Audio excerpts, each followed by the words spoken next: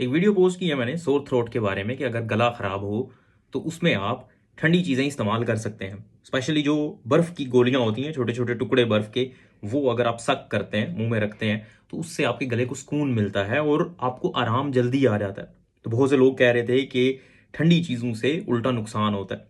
देखें, रिसर्च ऐसा कुछ भी नहीं कहती। कुछ चीज़ें होती हैं जो हम शुरू से सुनते आ रहे होते हैं और हम उनको बिल्कुल ऐसे ही तस्लीम कर लेते हैं बगैर वेरीफाई किए उसको। और शायद ये भी उसमें से एक चीज़ है। अगर किसी का गला खराब होता है तो वो हम यहाँ पे बच्चों को स्पेशली अगर उनका गला खराब हो तो हम उन्हें कहते हैं आइस पॉप्सिकल्स जो होते हैं उनको सक करें तो उससे थोड़ा सुकून मिलेगा, सूदिंग होते हैं वो।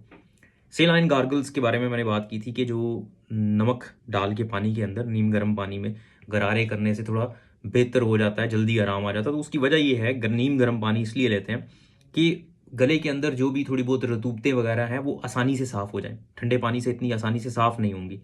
अदरवाइज़ जो हॉट ड्रिंक्स होते हैं, बहुत गर्म जो चीज़ें होती हैं, जैसे बहुत गर्म चाय या सूप या इस तरह की चीज़ें, वो भी इतनी अच्छी नहीं होती। जब गला ख़राब होता है आपका तो बहुत गर्म चीज़ नहीं लेनी चाहिए क्योंकि वो और ज़्यादा इन्फ्लेमेशन करेगी, वो और ज़्यादा ख़राबी पैदा करेगी।